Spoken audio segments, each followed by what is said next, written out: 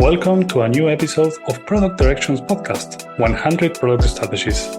We are your insider access to top product leaders shaping the strategy of the most diverse industries today. I'm your host, Nacho Basino, and I'll be digging into the real-life situations, problems, and frameworks used for strategy with product people all around the world in all kinds of products and markets. While there is no recipe for success, listening to others' experiences may give you the edge you need to solve your next strategic challenge. Hello everyone, welcome to a new episode. Today I'm with Lily Smith, who is the CPO of BBC Maestro, but also a very well-known host of a podcast, the Product Experience by Mind the Product. So I'm really happy to have her here. Lily, welcome to the show. Thank you, Nacho. Great to be here. Just to give some more background for people who may not know you, what have you been doing lately? What's your background story? So I've been working I'll start with like my background story. I've been working in product and tech for about 15 years now. Did the classic kind of fell into the role, was working in like film and TV before that, and then decided that wasn't quite for me. Everything moved too slow and everything cost loads of money. And then ended up as a project manager working in a big publishing company, specifically with the digital team, and just absolutely fell in love with it. Just thought it was magic the way that the engineers could, type, and then suddenly a website appeared. So I just absolutely loved it. And I've kind of worked in a lot of different types of businesses, but mainly in the early stage startups. Currently, as you say, CPO at BBC Maestro, which is more of a scale up. So it's my second sort of scale up business that I've worked in.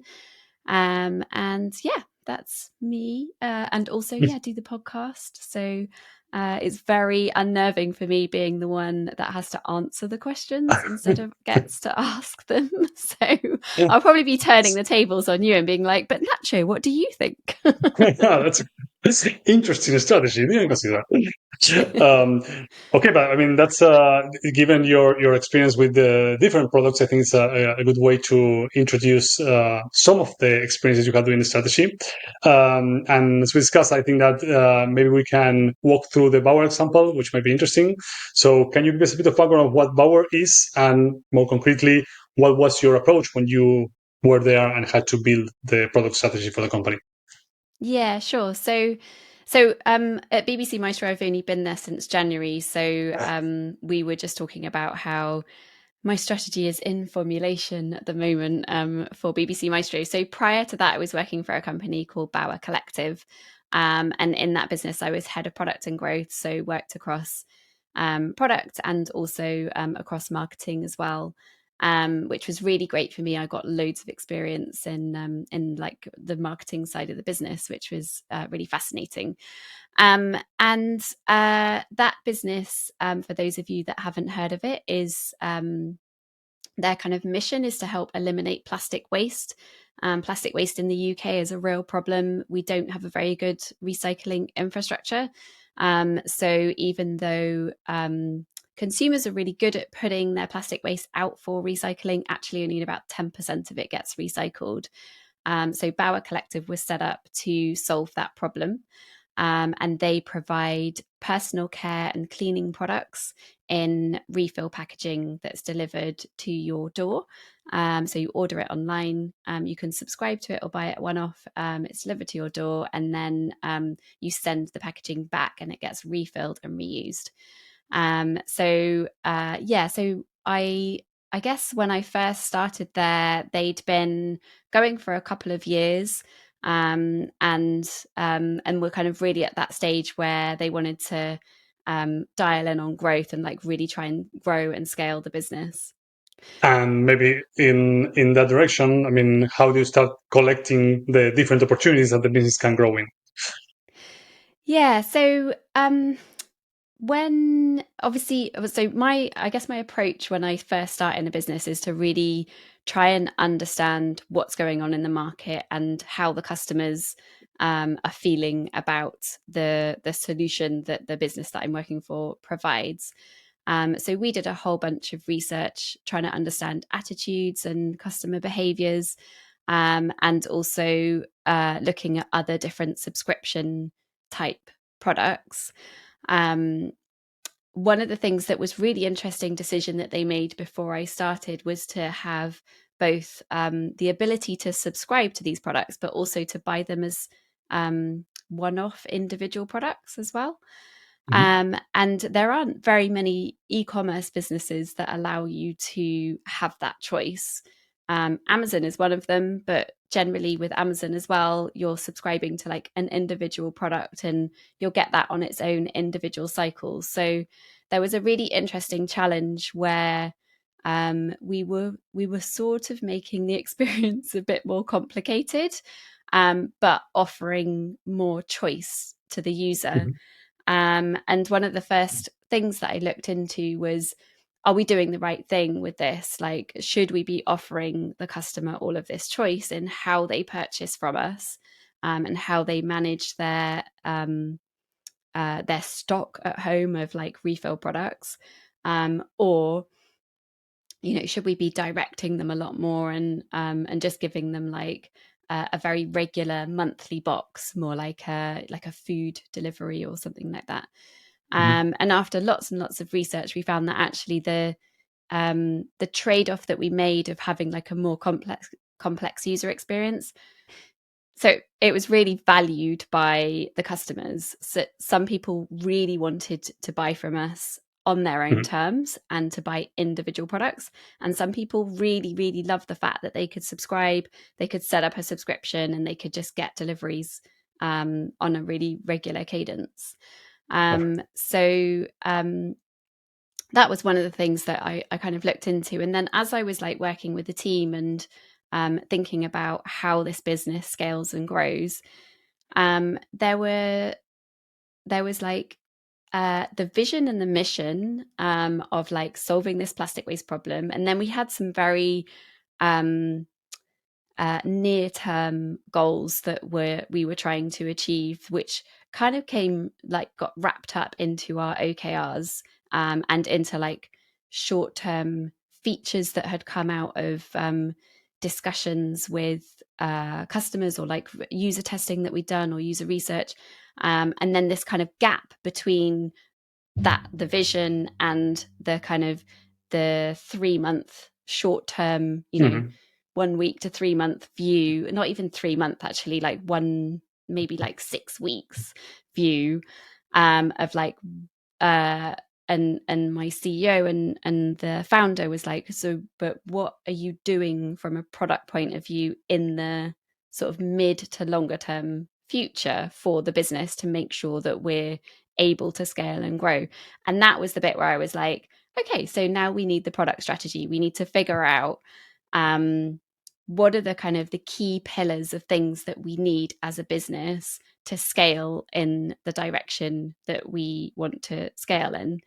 And I think it probably took me about maybe 6 months to learn the business inside and out.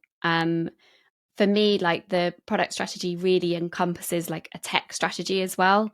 And in a lot of early stage businesses, you have like an MVP product that you've built to either test the market or serve the market. And it might not be the thing that you need to then scale the business to the kind of growth that you want to achieve. And so it's really like unpicking what are the bits that are scalable and what are the bits that aren't going to work for us. And that can take quite a long time to learn, particularly I was going to say particularly as a non-technical product manager, but I think actually even as a technical person, there's a lot to learn in terms of like the different platforms that are out there that you might use, the different options, the architecture that you've currently got, and the strengths and weaknesses of that technical architecture. So that kind of has to get wrapped up into your product strategy as well. And for us, I can't remember exactly what it was, but we ended up with something quite simple that was along the lines of like really strong foundations, like a beautiful user experience, which was very aligned with like the brand and the products that we were providing as well. They were like really quality, lovely smelling, like beautiful packaging products. So the website had to be aligned with that.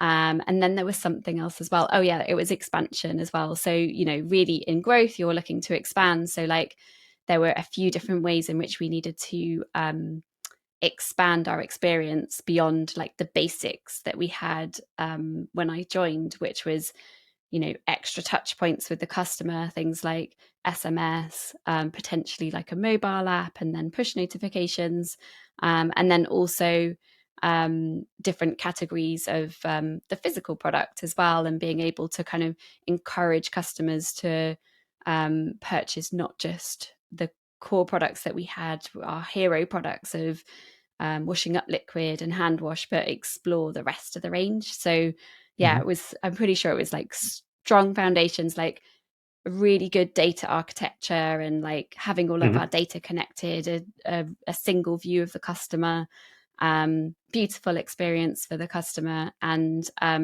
would call it cross-selling. Is that correct? I mean, selling new products to the existing customers through maybe different channels. And you call it expansion, but I think that's a way to frame it, right? it is cross-selling as well. Yeah, the reason why I called it expansion, I mean, I was inspired by, so the reason why I called it expansion is because of, it wasn't just about cross-selling, it was also about expanding like the different ways in which we connect with the customer. But the reason why I called it expansion was inspired by Gibson Biddle's Glee model. And I'm sure this has probably come up loads on your podcast, which I really like his model of like get big, lead, and expand, if you haven't heard of it. And definitely like use that for inspiration when I was looking at like what the sort of 3 to 18-month strategy, product and tech strategy was at Bauer. Yeah, got it. Maybe one way to continue that path is, how did you actually select those as the pillars, right? So I assume that the technical foundation, as you explained, is kind of quite obvious. I mean, if we have things broken, we need to fix them. But then the expansion, did you have more direction in terms of, hey, these are the things we want to expand on, or was there competing, for example, cross selling versus opening a new market, or things like that? Yeah, I mean, it was very evidence based. So when we spoke to customers and when we looked at the data, we could see that the customers that stuck with us for longer were the ones that bought more products from us. So we were like, cool, okay. So in that case, if we can get you to buy more products, you'll stick with us for longer. It was kind of an assumption on our part, but I think probably fairly safe assumption. And then the other challenge that came up was people would purchase from us and then occasionally just forget that we existed, because we existed online, and people do still shop in physical supermarkets. So then they're like, oh, actually I need some washing liquid, and they would forget that they could have purchased it through us. So the additional touch points was very much like being in the minds of the customer more frequently and in new and different ways.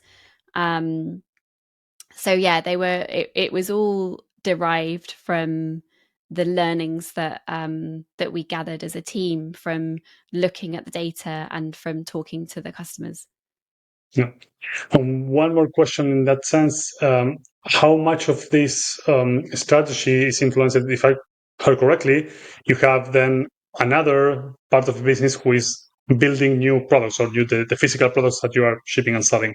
So how much of is just kind of, expanding the catalog, or do you have to change the experience to sell these new products? So how those strategies influence each other? Yeah, so I had a really good relationship with the other head of product, who was the head of our sort of physical product development. And she was in charge of the catalog, and we had a guy who looked after like the new product development as well. And we were, we were quite a small team, but a very close team. and were, communicated a lot with each other. So in terms of the physical product strategy, the the conversations that were had in that team, like I was lucky enough to be part of, because we are we were quite a small team, so I was able to like join in to that discussion, and it has like quite a big impact if you're changing your catalog and you're changing your range, or you're adding in new brands, because we did sell third-party brands as well. There was a lot of conversation of like, okay, then how does that impact the customer experience on the website as well, and in the mobile experience. So we were we were talking all the time about what their plans were on the physical product side, and I guess they had similar challenges, or there were opportunities and challenges in the physical product range, of customers crying out for all of these different kinds of things in refill packaging. Yeah. So people were asking for things like garden disinfectant, and like quite odd things that I'd never even knew were cleaning products. And we were like, okay, I mean, this is quite niche, but actually, because it's niche, there's probably no one else doing it, and so we could maybe corner us like part of the market and bring new customers in, because we're the only people that do garden disinfectant in refill packaging. But yeah, they had to like make their decisions on the physical product side, and that was very much a conversation that we did together, because then you have to think about, okay, well, how, if we develop this product, how are we then going to merchandise it on the website, and how are we going to bring that into the experience with the customer? And we had challenges like people loved to browse the different categories. So we had, typical sort of navigation of a shop and all of the different categories. But some of our customers were so dedicated to just the products that they bought that they didn't ever browse the category. So then how do you connect hand wash with garden disinfectant, for example, and go, did you know we also do this other thing?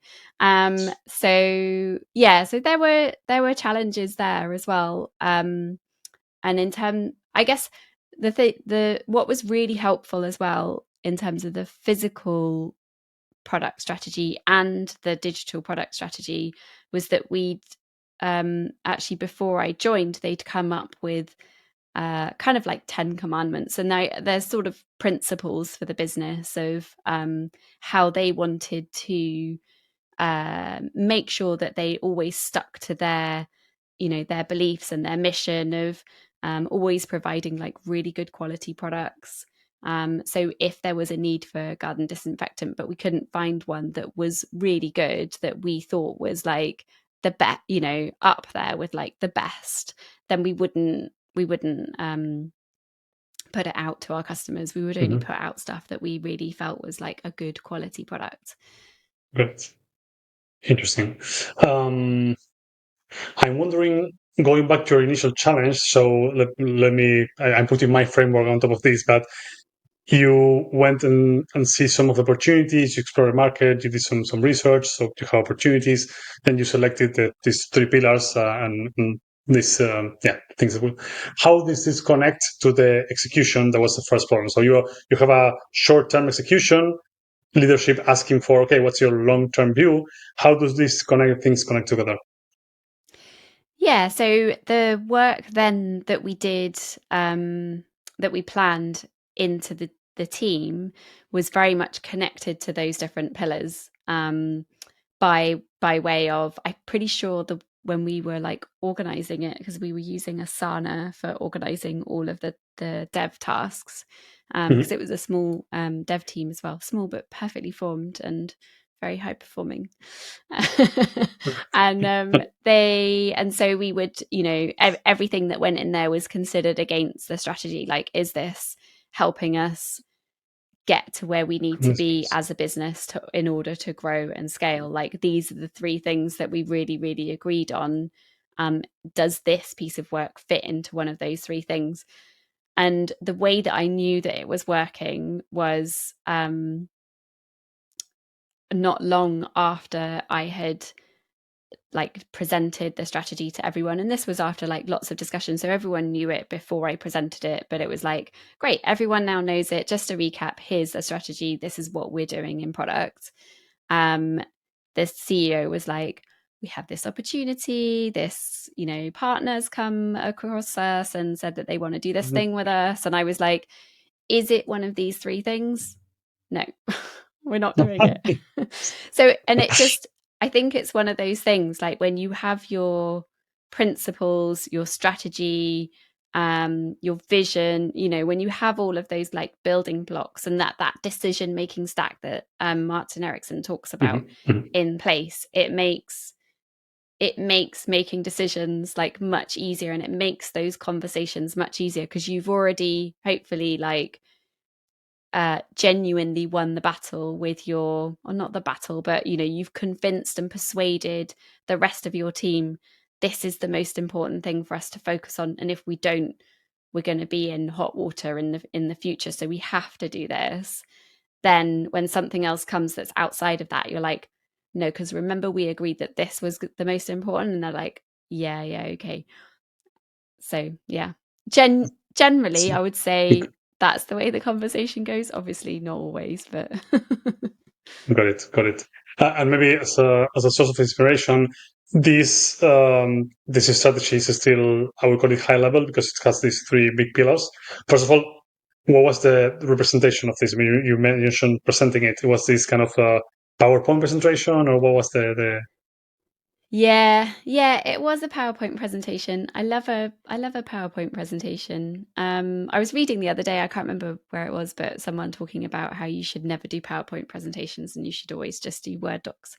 But I did do a PowerPoint. We had a discussion in this podcast in some episodes. So we have the two sides of the coin. So I think really? yeah. I mean, I'm on the fence. I don't really mind whether it's a doc or a deck. It can be either. But yeah, I did do a deck. I think there was probably about 10 slides in there. Like, it wasn't very long at all, and it just had a bit of context setting, and then the sort of three pillars, what they were, and then the types of things that might come up in the future that would fit underneath those three pillars.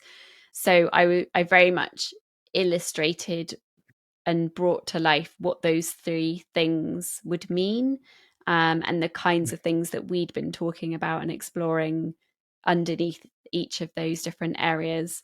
And then I think, thinking about it actually, so this was probably like over a year ago, we did have some technical detail as well of like technical decisions that we would have to make in the near future, around our kind of like tech architecture.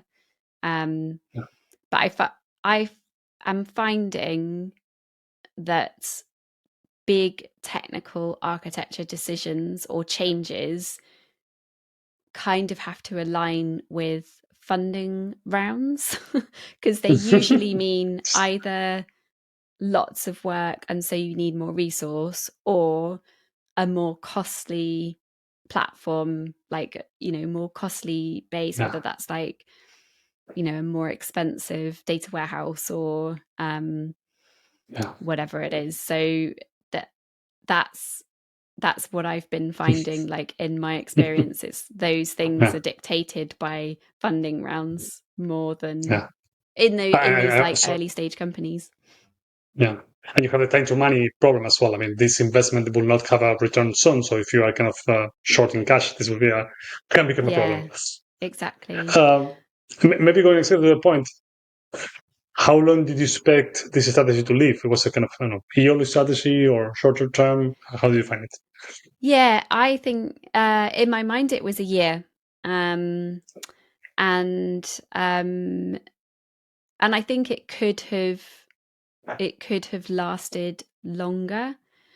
But I don't think it has. I've actually obviously left the business in at the end of last year, and I need to catch up with the team, but I believe that their strong foundations, particularly on the sort of data side of things, they've kind of nailed that now, and I'm sure they will have moved on from that That's, point of view.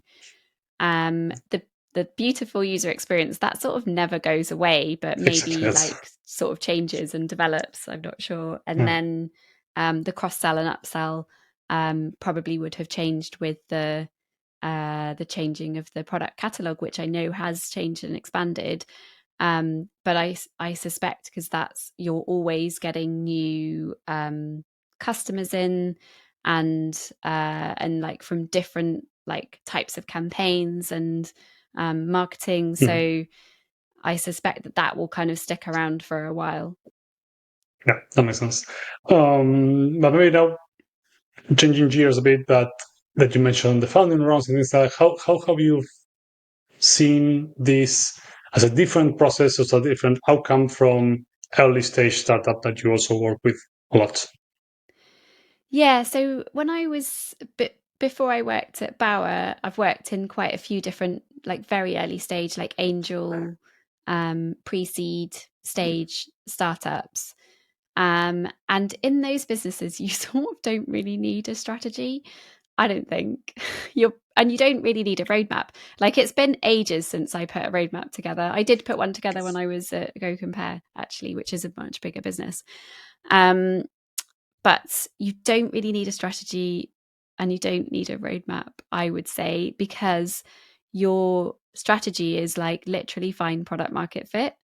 And I know that's now like controversial. People don't believe in product market fit, but you're essentially trying to work out, is there a market for this problem that we're trying to solve? And is this the right product that for that market?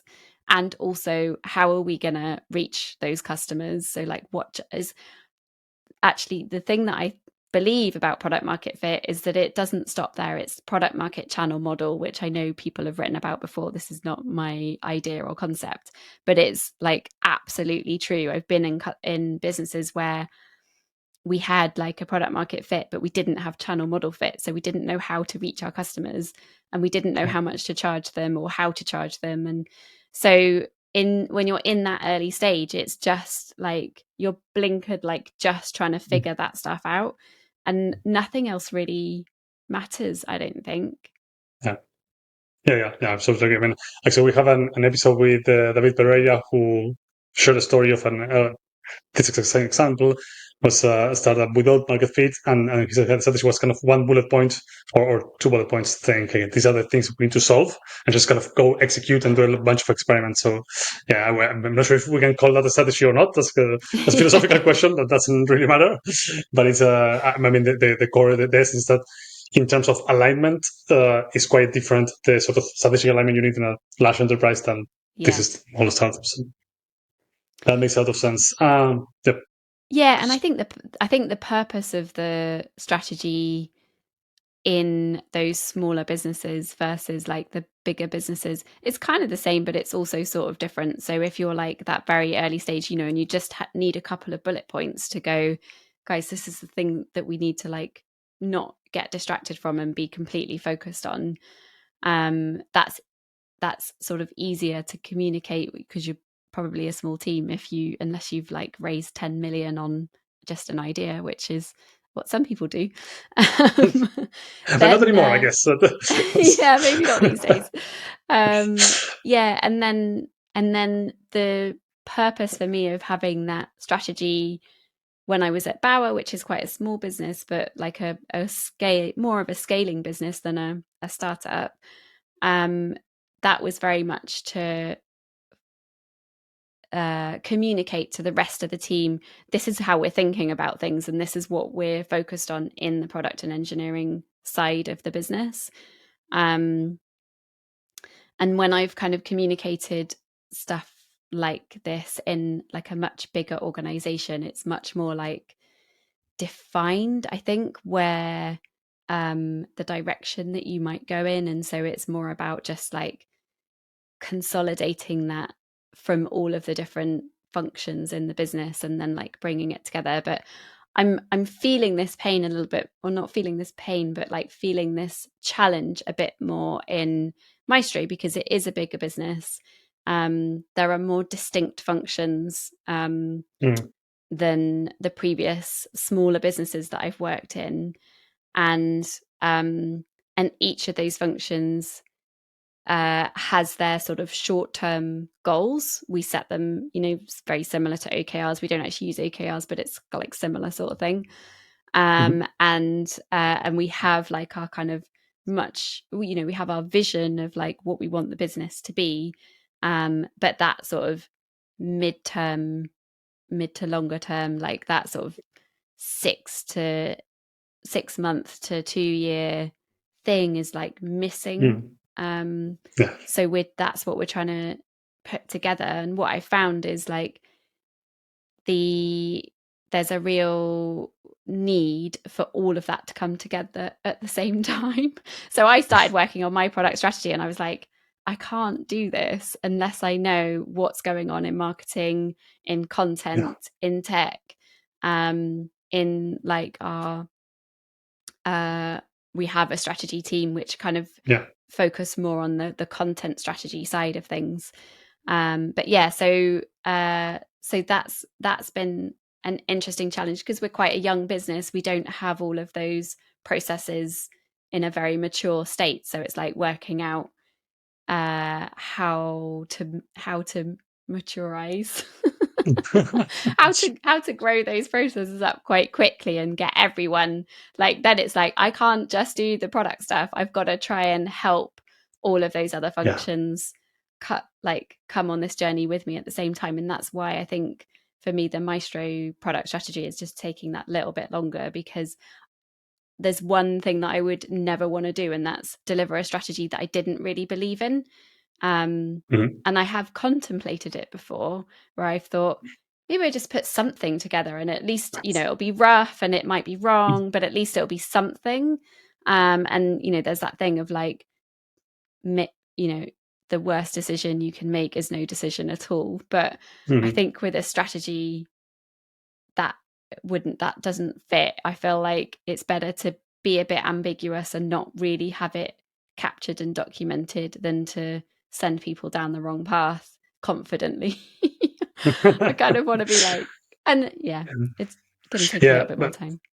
But I think that's a good topic to double down. How are you facing this? So I would rephrase it or restate it on my own terms, is that there is a lack of a company strategy. So each department is kind of thinking their short-term things, but there is a need to solve this gap. And you, as a product person, need to come up with a product that will solve the needs that align to what the other departments are doing, or at least have, as you said, contemplated what they have in mind. And of course, they will, for example, marketing should support the same strategy that you are building. If not, it will be a mess. So how are you actually facing this challenge, or how are you making this alignment with the different stakeholders? Yeah, so the way that I've approached it is I guess it's partially to explain to people what I mean by a product strategy, and what I think is missing. So having those conversations with the different department leads, because I think people maybe have different ideas around what a strategy is and what it should look like, depending on their experience and their background. So for me, it's like having those conversations with the different heads of the different teams, and also with the just the leadership in general, and being like, this is what I want to do in product. I want to be able to tell you all where we're going, why we're making those decisions, and how we're making sure that this business is set up for success and for growth. And these are the targets that we've got. So this is what we need to, this is what I need to tell you we're going to do in product in order to meet those targets. But I can't really do that unless I know what you guys are doing in tech, or like, where the strengths and weaknesses are in the platform, and what we might need to do in tech. And then also from a marketing point of view, like what are the different channels we might need to open up to? What's the data that you might need in order to be able to scale and grow? And so it began with those types of conversations. It's quite a slow process because we are like growing really quickly, like scaling really quickly already. So it's kind of like that classic thing of, running along, trying to, I don't know, or like driving along and trying to change the wheel of the car while you're driving along. Yeah. And yeah, so I'm trying to like have these conversations on a regular basis with the rest of the leadership team. And they're all everyone's like fully aware of like the gaps in our planning and in our strategy. So everyone's like, yes, cool, this is great, like really kind of welcoming it, which is fantastic. And then we've like come together and in our various sort of groups, because it's quite hard to get everyone together as well. And then we've just like mapped everything out on a Miro board of like, these are all of the things that are on my mind.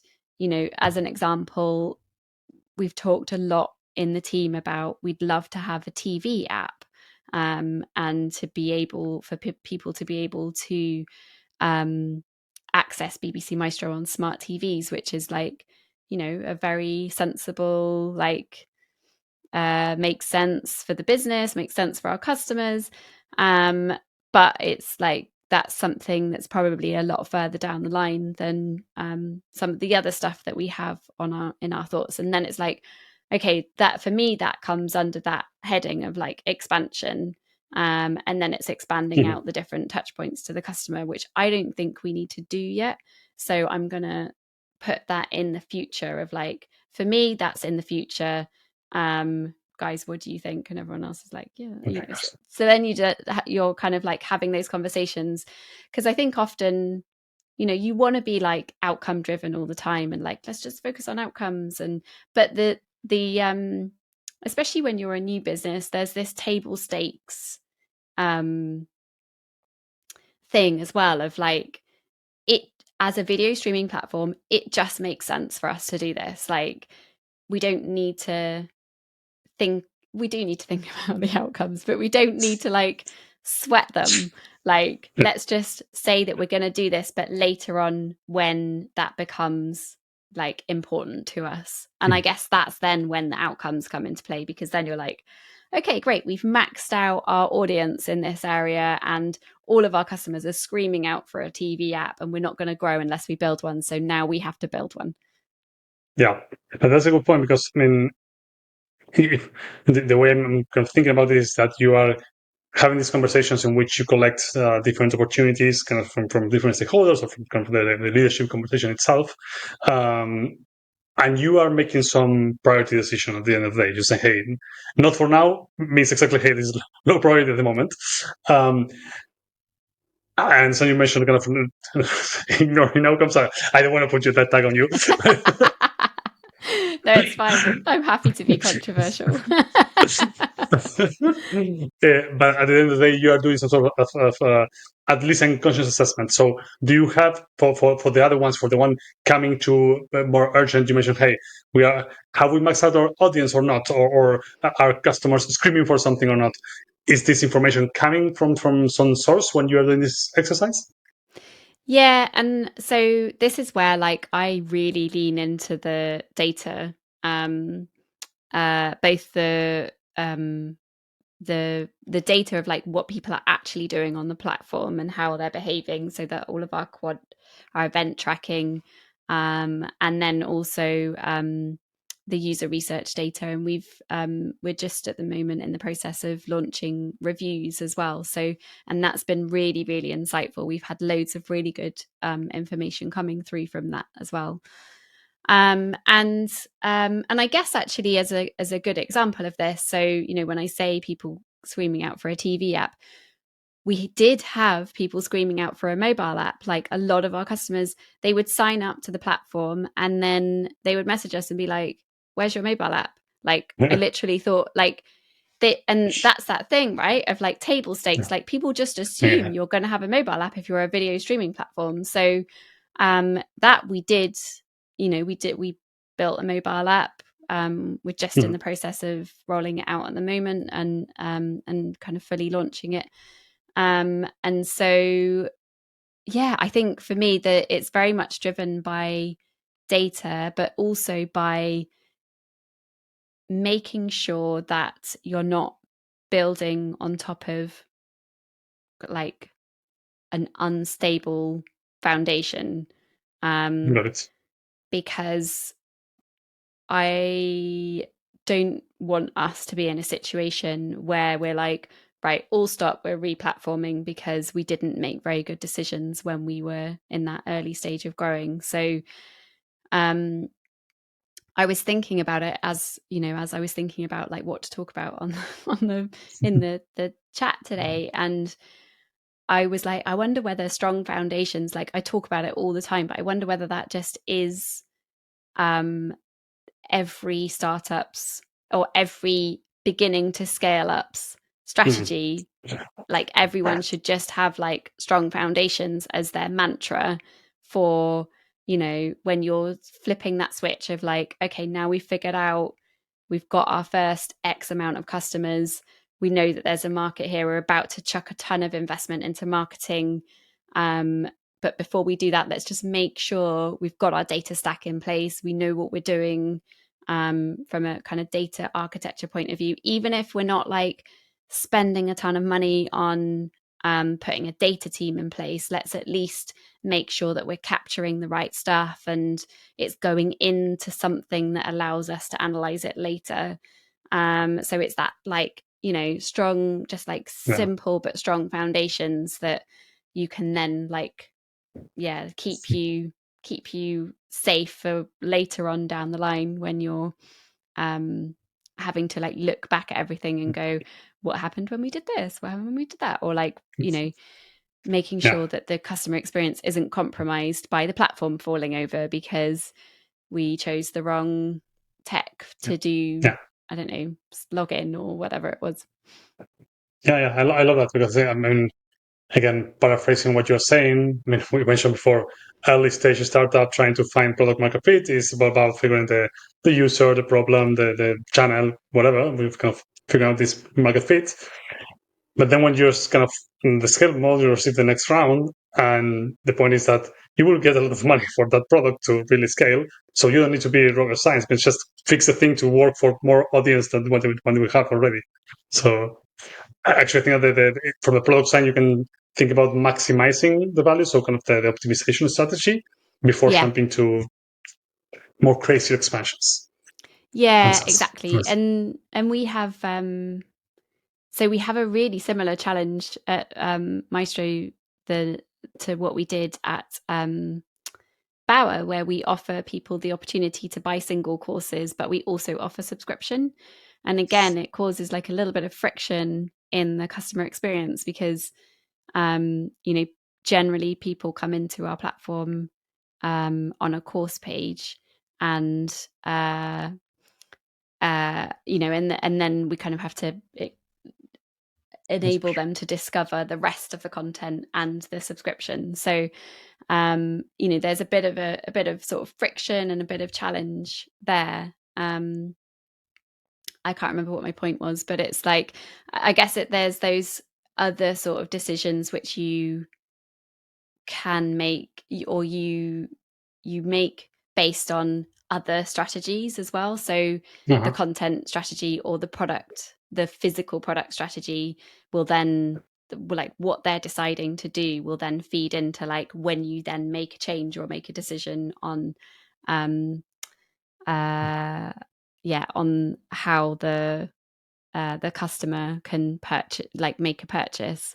So one of the things I always wanted to do at Bow, which I really wanted to test, was because we had about 400 products and I really wanted us to like kill like 20 of them. I mean, kill all of them apart from 20 and just have 20 products and then just have subscription and then see like, what the experience was like with that. But we decided to continue to give people the option. That's interesting. All right. I think we are almost on time, so I want to be cautious there. But this has been wonderful already. But I have one typical final question is, what was some interesting learning about the strategy that you have along the way that I didn't ask about? Can even be from a podcast conversation.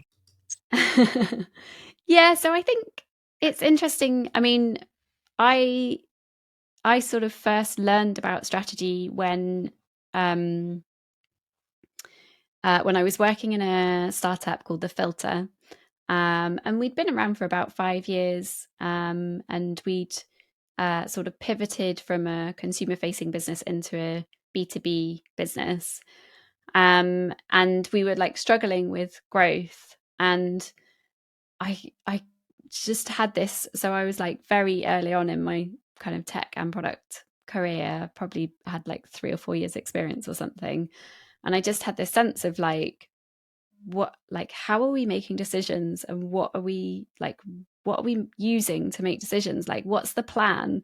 There was, and you know, that basically there was no plan. We were very opportunistic in the opportunities that we were going after. It was all about like friends of friends and like personal connections and stuff. And there was no real, for me, or it felt like there was no real plan or strategy. And I really struggled with not knowing that. And the difference of not having a strategy versus having a strategy, I feel like that it's kind of night and day. It's like not having a vision and then having a vision. Like, these things are just so important for team alignment and but team motivation and purpose. I think all of the really good people that I work with in product and tech are driven by purpose more than anything else. And so if you're not able to provide that clarity of purpose, then people kind of feel really disoriented.